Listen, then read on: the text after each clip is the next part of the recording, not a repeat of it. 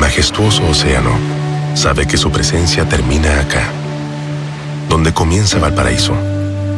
Esta ciudad de cerros ha sabido derrotar terremotos, incendios, ser a la vez el orgullo del Pacífico, como la puerta de entrada para visitantes que veían en el comercio la manera de ganarle a la dura vida del siglo XIX.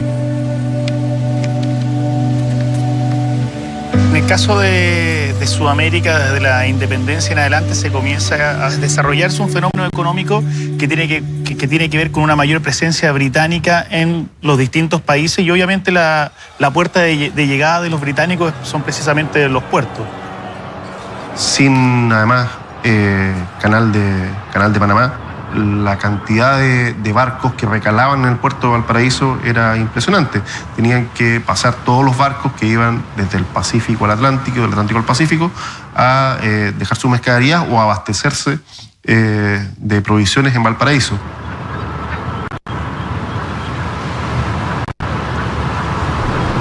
Y el impulso económico que tiene Valparaíso es muy grande, a tal nivel que a fines del siglo XIX Valparaíso se veía en un nivel, si no igual, superior incluso al de Santiago. Un puerto floreciente, con un comercio mercantil enorme y con un tránsito de extranjeros cosmopolita. Y eso hace que en los puertos se comiencen a desarrollar los deportes modernos, o los deportes ya que tienen que ver más bien con la revolución industrial, donde surge el tenis, el fútbol, el golf, y que antes no eran practicados en los países de herencia hispánica. Y entonces se comienza a dar que en los distintos puertos de Sudamérica uno de los deportes que más llama la atención es el fútbol, y la explicación es muy sencilla, porque el fútbol es muy fácil jugarlo.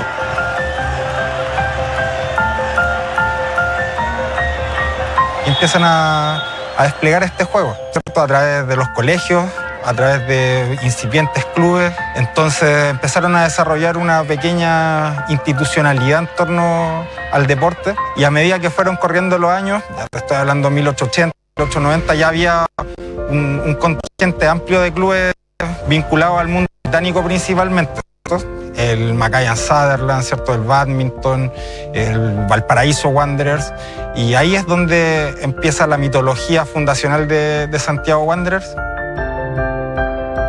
Es un fenómeno particular y muy interesante, porque hasta 1892 la mayoría de los clubes que existían eran eminentemente británicos. La formación de la primera asociación en el año 1895 fue un llamado en inglés. Las reglas son británicas, y obviamente que eso marginaba a sectores de la sociedad. Los gritos, aplausos, las barridas y los abrazos de los británicos comenzaron a ser imitados por los chilenos, quienes, con la rebeldía natural del porteño, se convencieron que también podían ser parte de esta fiesta, a tal punto de que un grupo de jóvenes quiso empezar a competir cara a cara con los embajadores de este nuevo deporte. Que estos jóvenes que habían estado a hurtadillas observando cómo disputaban este nuevo juego, lo traían durante las tardes en la cancha del Empedrado. Se le llamaba cancha, pero en el fondo era un sitio, el único sitio del puerto, en el muelle fiscal, en la Plaza Aduana, y ellos jugaban ahí poniendo como marcos sus prendas. Eran cabros, ya yo creo que no superaban los 18 la mayoría de edad.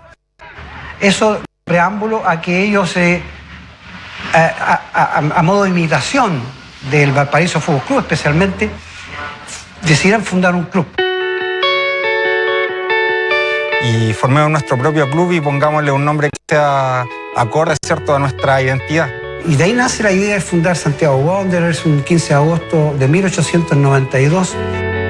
Es un club que se crea para jugar contra los gringos, que también tienen sus competencias en Valparaíso. El fútbol ya era parte de Valparaíso, y no solo de los ingleses. Los fanáticos criollos empezaron a tener un equipo que los identificara, y tal como lo soñaron en aquellas pichangas, estos niños comenzaron a crecer y ser cada vez más competitivos. El próximo paso era demostrar que podían ganarles a todos. Y así es cuando en la cancha, digamos, fueron disputándose partidos y no solamente en la cancha, también digamos, a nivel político, social, cultural, fueron también criticando su situación, digamos, los criollos en ese entonces. Así. Gabriel Santa Cruz dice que hay una apropiación cultural del fútbol por parte de las clases populares, y ahí eso significa que el ganar y el gustar pasa a ser importante, ¿cierto? Más allá de la competencia, digamos, en buena lid o de los gentlemen, de los sportmen ingleses.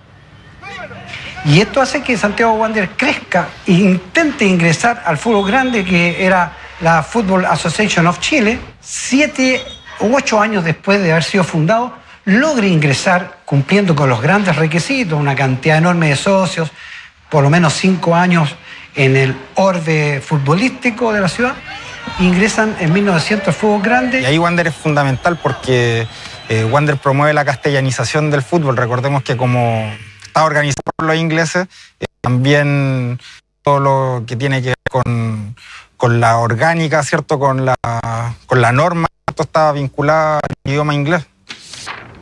Ya siendo parte del fútbol organizado, Santiago Wanderers comienza una carrera de éxitos que lo convierten en el club más ganador de la ciudad en el ámbito amateur. La rebeldía propia del club planteaba nuevos desafíos.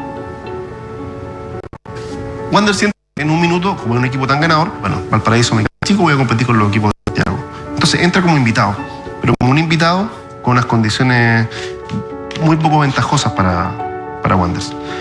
La principal era que tenía que ir todos sus partidos en Santiago. A suerte de tener que financiar sus viajes los días domingos durante 4 horas en tren para allá y 4 horas en tren para acá, ingresa el 37 a la central de fútbol.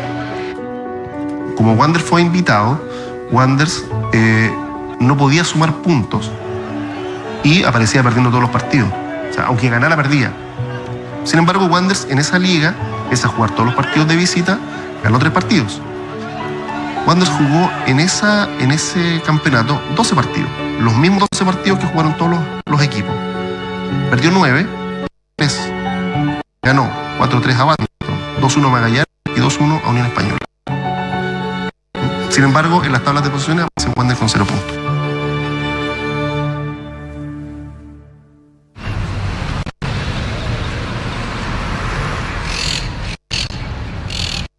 Wanderers quedó en la ruina y fue una experiencia horrible. Era haber participado en una asociación profesional que miraba con egoísmo una suerte de círculo cerrado entre los clubes de Santiago, el jugar profesionalmente entre ellos. Que Wanderers no encaja en esa primera experiencia profesional y le va muy mal, lo que hace que se devuelvan, pero queda el bicho del profesionalismo. Y por eso que se forma la Asociación Porteña al inicio de la década del 40, donde Wanderers también tiene 2 títulos, el 41 y el 42, y lo que busca hoy en día es que sea reconocido como títulos profesionales. Wanderers confirmaba su categoría siendo el mejor del puerto. En 1941 tendría la posibilidad de demostrarle a los de Santiago que, al parecer, ahora sí estaba listo para hacerles frente. Una especie de definición entre Colo-Colo, campeón invicto el 41 en Santiago, y Santiago Wanderers, campeón invicto el 41 en Valparaíso. Ese partido se juega en la Semana Santa de 1942 en el Estadio Carabineros en Santiago, donde, lo dice la revista Estadio en 3 páginas, Colo-Colo logra empatar apenas, y después vino una definición acá en que en agosto, la celebración del aniversario de Santiago Wanderers, los 50 años, Wanderers le gana 4-3 a Colo-Colo. Por tanto, una definición entre campeones invictos se puede decir aun cuando la federación no la propició. No había definiciones de fútbol chileno porque se consideraba hasta entonces campeones de fútbol chileno solamente los de Santiago. Magallanes, 33, 34, 35, Aude Italiano, Morning, Universidad de Chile, Colo-Colo, Unión Española. Eran como campeones de Chile jugando entre ellos, mientras que en Valparaíso, en la Porteña, se jugaba clubes de Valparaíso, de Viña del Mar y de La Calera. Un Wanderers más poderoso le demostró a los de Santiago que los equipos de la quinta región estaban listos para competir de igual a igual en el torneo nacional. Y es así como en 1944, junto a Everton, se transforman en los primeros clubes de provincia en formar parte del campeonato oficial. Los rebeldes del puerto dejaban atrás una historia de éxitos para ir a buscar más gloria. Pero el nuevo camino no sería nada fácil.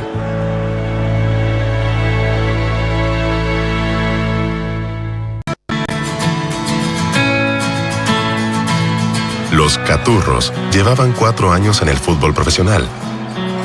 Ya sabían que les correspondía no solo defender una camiseta, una ciudad, sino también una manera de ser.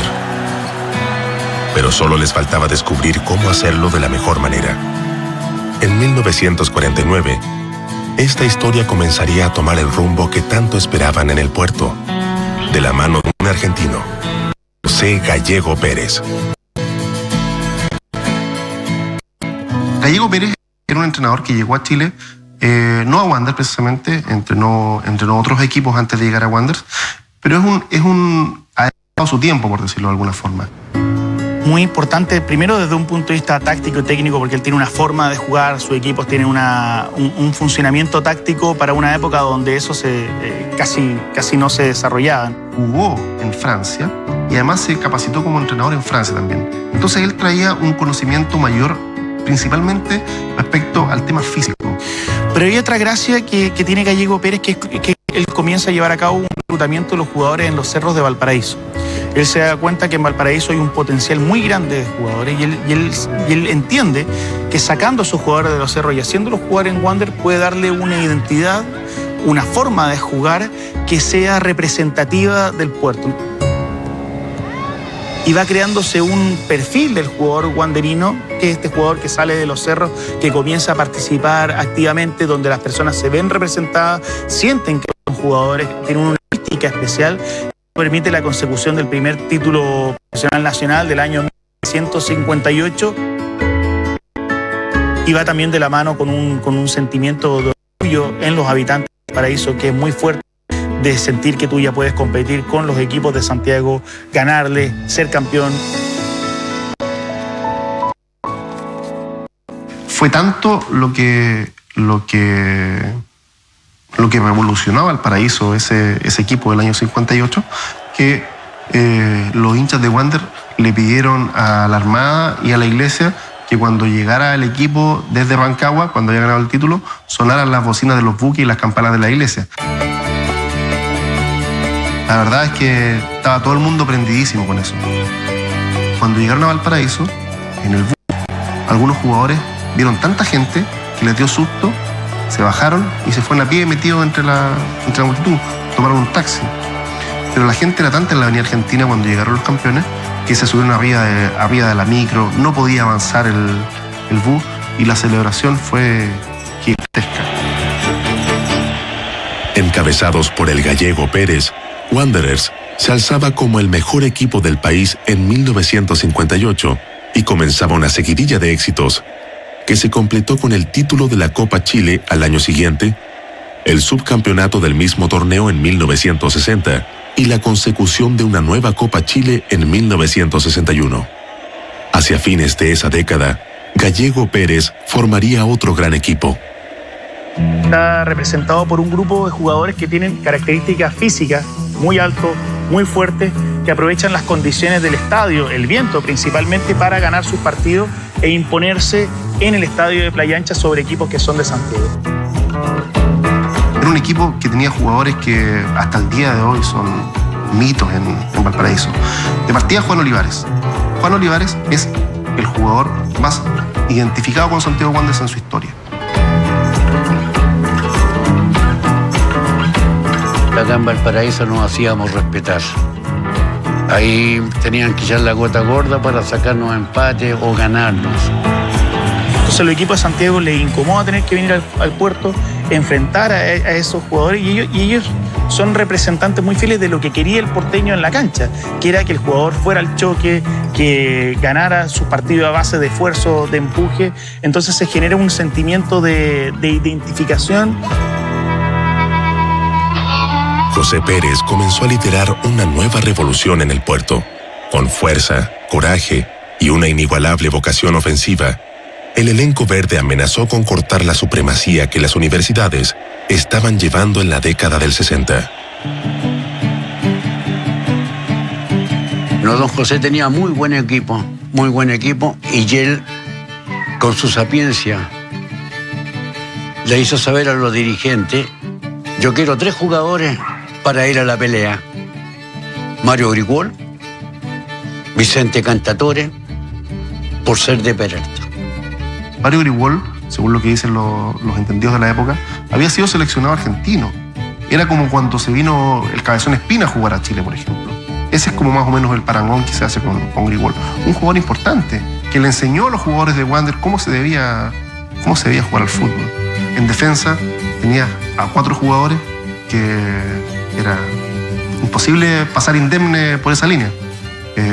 Tenías a Manuel Canelo, tenías al profesor Manuel Ulloa, tenías a Vicente Cantatore y tenías a Eduardo Gualo Herrera, que es un jugador que venía desde Rancagua en el año 66, es rancagüino, pero hasta el día de hoy Eduardo dice que él acá se hizo wanderino. En el medio estaba el capitán, que era Luis Pochoco Acevedo, y arriba tenías a un tanque como Juan Álvarez. También tenías a Ferrero, que era un uruguayo que llegó en parte de pago por Elías Figueroa desde Peñarol, y además tenías a Reinaldo Hoffman, el Colorado chico, hermano de Carlos Hoffman, campeón con Wanderers en el año 1958.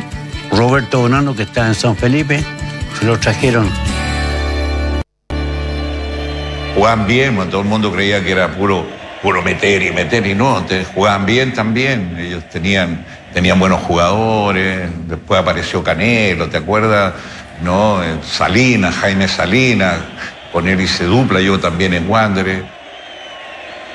Preocupado cuando entrábamos a la cancha, el estadio ya a las 3:30 estaba lleno, o sea, a las 2:30 estaba lleno. Había mucha gente, con un calor insoportable. Entonces Mario Grigol, más Vicente Cantatore, nos hacían ver: muchachos, ven esa gente que está al frente, empapada de calor, no les podemos defraudar, tenemos que entregarlo entero, no nos olvidemos de eso, ¿eh?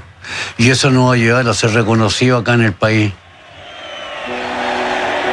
Wanderers llegaba en el primer lugar a la última fecha, pero la U la escoltaba a tan solo un punto. Los porteños se enfrentaban a Audax en el Estadio Nacional, y en el partido de fondo, el equipo azul se medía con Palestino. Era una final de torneo lleno de tensión. Espectacular, porque empatamos a 3 con Audax Italiano en el Nacional, y el partido de fondo era Palestino, Universidad de Chile. Entonces, ¿qué pasó? Iba perdiendo Palestino y le hace un gol casi de la mitad de la cancha a José Mori, que había sido jugador de la Universidad de Chile y ahora estaba en Palestino. Y le hace un gol por entre medio de las piernas al arquero uruguayo y empatan a 3. Y fuimos campeones. Un equipo que perdió muy pocos partidos. Aquí en Valparaíso no lo ganó nadie. Luego de una ardua disputa con los mejores equipos de la década, Universidad Católica y Universidad de Chile, Santiago Wanderers logró imponerse y se proclamó campeón del fútbol nacional.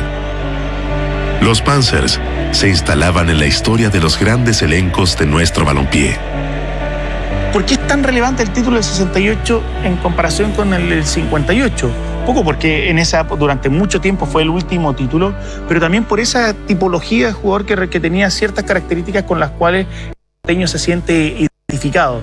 Ese es el ideal de cómo yo quiero que juegue mi equipo, que sean como los Panzers. Entonces, constantemente cuando uno ve un equipo ganador en Wanderers o ciertos jugadores, como los Panzers del 68.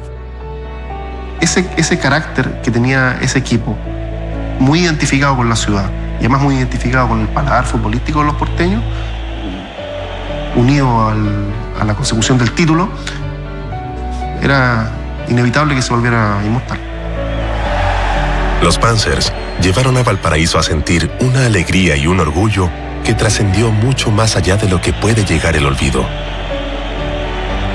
Esos jugadores que se hicieron amigos del viento y convirtieron a Playa Ancha en una fortaleza infranqueable, de a poco se fueron despidiendo del puerto.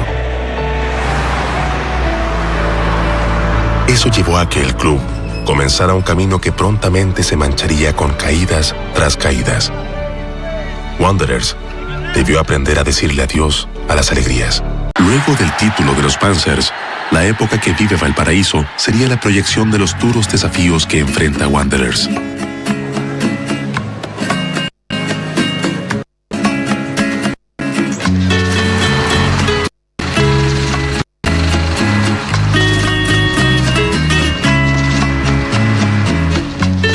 La década del 70, una década de decadencia de Valparaíso. Muchas de las empresas que funcionaban en el puerto comienzan a trasladarse hacia Santiago. Una industria que apoyó económicamente a Wanderers cierra la costa, ¿cierto? Las pequeñas industrias también van cerrando, la gente tiene menos plata, ¿cierto? Comienza una curva descendente desde el punto de vista deportivo, desde el punto de vista económico, que culmina con el descenso del año 1977. Con 85 años de vida y más de 30 en el nacionalismo, Santiago Wanderers caía por primera vez a Segunda División. Solo sería el inicio de un oscuro periodo que lo llevaría a lidiar con los más aterradores fantasmas, a tal punto que la Asociación Central de Fútbol quiso tomar las riendas del club.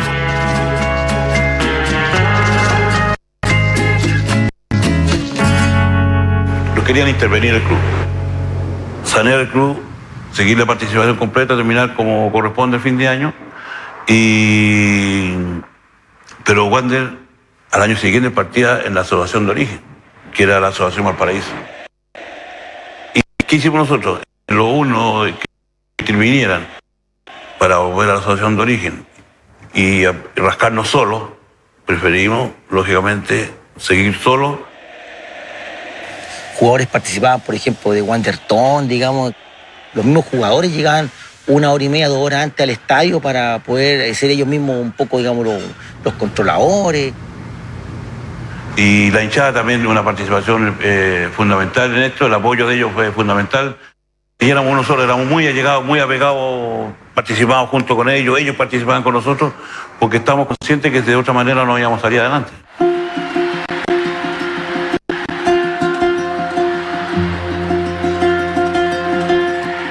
Pero esto no era solamente de hinchada, ¿no? Ustedes que siempre, digamos, estábamos al borde de bajar, digamos, a tercera, y ella era volver atrás, absolutamente.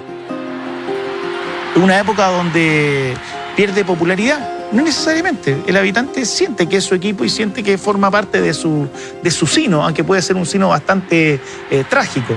Pero se da esa curiosa relación del hincha un poco masoquista, llegando incluso al año 1992, que supone que era el año de los 100 años, cuestionándose y pensando que el equipo incluso podía desaparecer. En la temporada de 1992, Wanderers competía en Segunda División y terminó el certamen a solo 5 puntos de Iberia, que descendió a la tercera categoría. El club estaba en su peor momento justo en el año de su centenario. Fue, sin dudas, un amargo aniversario. El discurso de Julio Martínez es notable porque cuando a propósito del aniversario número 100 del equipo, porque él dice Wander no puede desaparecer, y él anticipa un poco esta idea de Wander, que es un patrimonio de Valparaíso, es un patrimonio intangible, pero forma parte. No se puede entender a Wanderers sin Valparaíso, ni tampoco se puede entender a Valparaíso sin Wanderers. Entonces son épocas de temperancia donde estas relaciones en cierta forma también se fortalecen.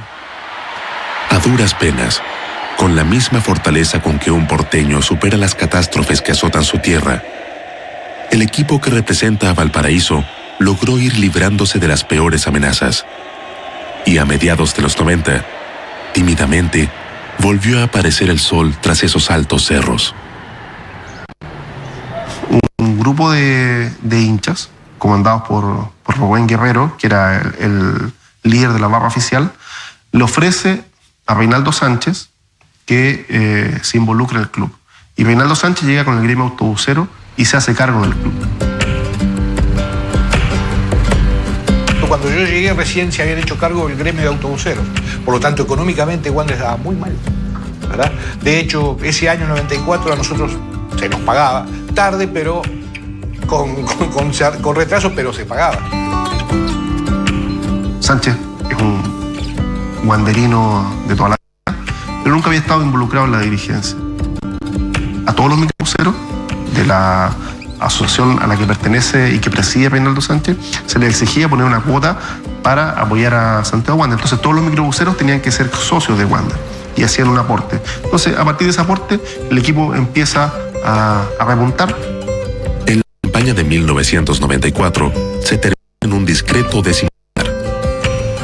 Pero ya se estaba preparando el asalto para disputar el ascenso al año siguiente.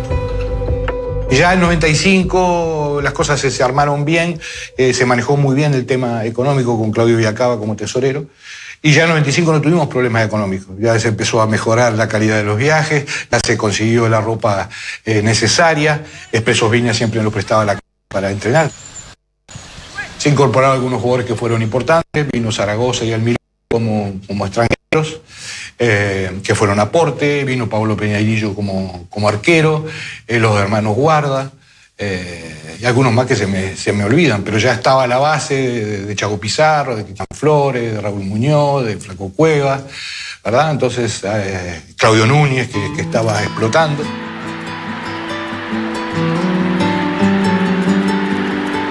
Pero yo creo que ya a las 6, 7 fechas se había un equipo sólido que estaba ya convencido de que podía ser el campeón. Y además era gente que, salvo los juveniles que eran pocos, la gran mayoría de los muchachos ya estaban maduros y sabían que era una buena posibilidad para lograr lo que todos queríamos. Y afortunadamente lo pudimos lograr.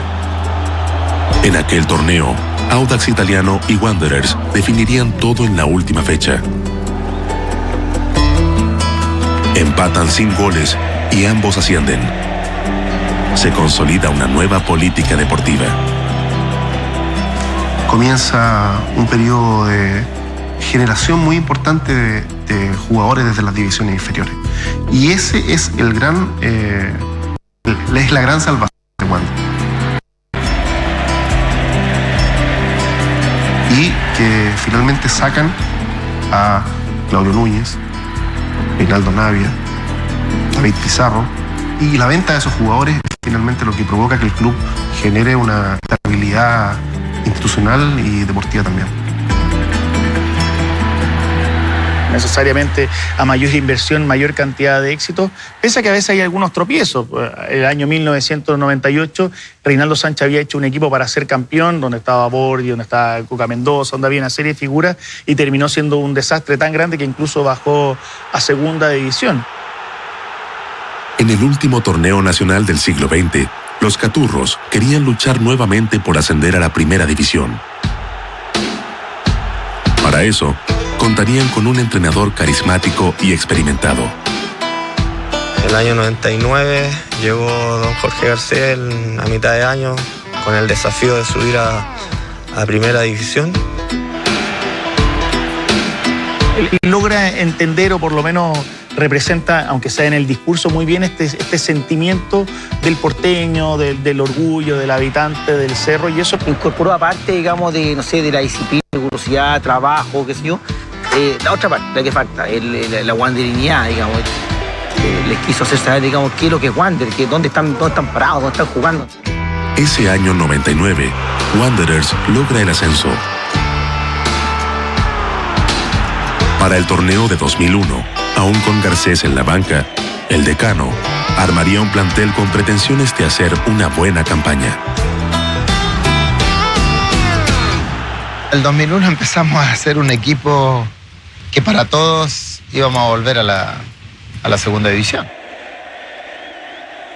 Uno es Manuel Valencia, uno de los zagueros que juega prácticamente todos los partidos. Rodrigo Barra, de Puerto Montt, segunda división. Zúñiga había jugado todo 20 minutos, 15 minutos en Colo-Colo, era un chico muy joven. Silvio Fernández venía de Osorno. Tenía como 10 kilos de más. Cuando hablé con él le dije, bajamos esos kilitos y vamos a jugar y vamos a estar bien. Se comprometió. Por lo que se come en el sur, mucho pan amasado, mucho asado. Yo me acuerdo cuando llegó Silvio Fernández a firmar a la sede de Wanderers, no lo conocía. Que sin embargo fue el goleador de ese equipo. Hacía goles hasta con la nuca, con la oreja, era increíble. Arturo Sangüesa, que bajó ese año con Everton y el profe Garcés lo trajo. Llegó Emiliano Romay, me acuerdo de Darío Escoto, que venía con haber jugado en Boca. Y todos el semillero que veníamos, Mauro Rojas, Villarroel, yo, chicos con proyección como Rodrigo Núñez, Carlos Toro, Joel Soto.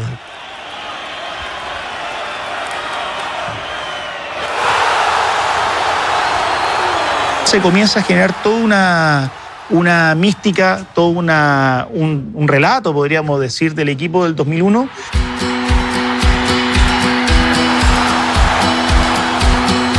Lo fuimos haciendo fecha a fecha, dándonos cuenta de la manera en que jugábamos, porque era cosa de vernos jugar. Todos hablábamos el mismo idioma, por así decirlo, con el balón, 2 o 3 toques, y salíamos muy rápido desde atrás.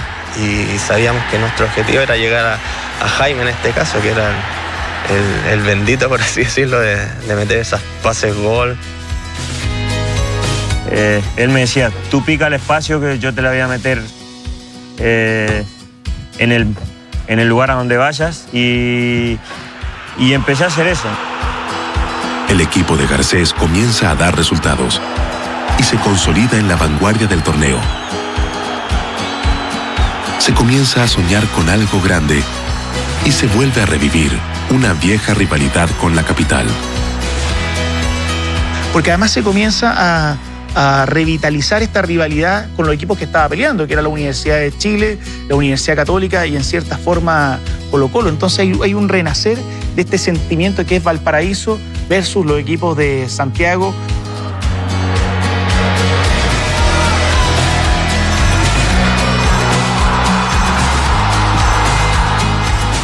Pero nos motivaba mucho porque cada vez que enfrentábamos a Colo-Colo, la U nos enviaba mensajes públicamente, o Católica. Se cae Wander esta semana. Cuando jugamos con la U, Colo-Colo enviaba los mismos mensajes y eso a mí me servía mucho. Yo tomaba los periódicos, se los mostraba a los muchachos. Y nos fuimos, como te dije, creyendo el cuento. Yo creo que la mitad de la segunda parte del campeonato de la segunda rueda. Tuvimos que ganar los últimos 10 partidos. Nómbrame un equipo ahora en Chile en los últimos años que haya ganado 10 partidos seguidos. Y los gana de forma aplastante. Alonso Zúñiga prepara la zurda, Zúñiga. De esquina de Riveros, Escoto se viene, Darío Escoto para Wander. Fuimos a San Felipe y le ganamos. A un invicto a San Felipe que de 3 años. Fuimos con Santiago Morning también, hace un año que no perdía, fuimos y le hicimos 5-0. Incluso fueron hinchas de la U a apoyar a Santiago Morning en ese partido.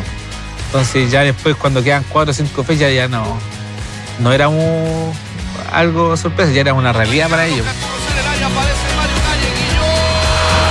Yo creo que el partido contra Colo-Colo en Sausalito, ese partido del 1-0, ese fue un partido bravo.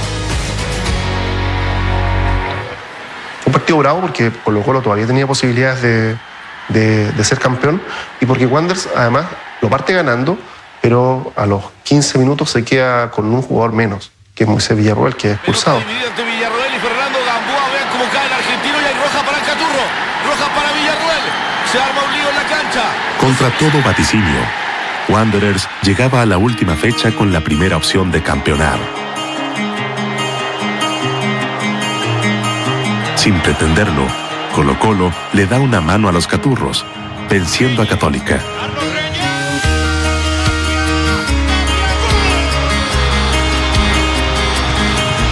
El decano entraba a la cancha del Nacional, siendo campeón luego de 33 años.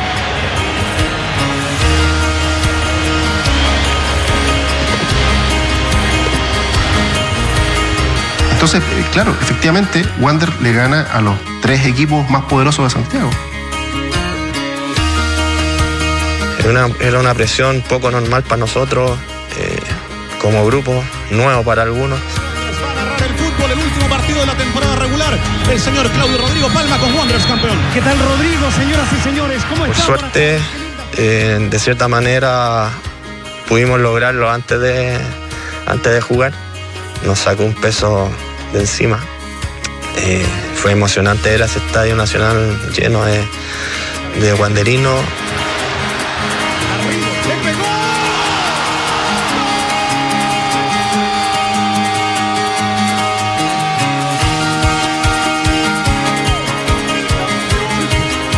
Se viene Wander, se viene Fernández, y le queda Soto, golazo.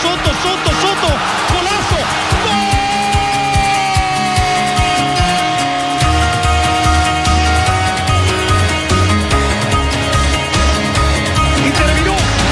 Señoras y señores, partido terminado. Tenemos nuevo campeón del fútbol chileno, Santiago Wander. Saludos para Valparaíso. 4-2. Ganó su partido Audax Italiano. Y lo narró Claudio Rodrigo Palma. Señoras y señores, aparte.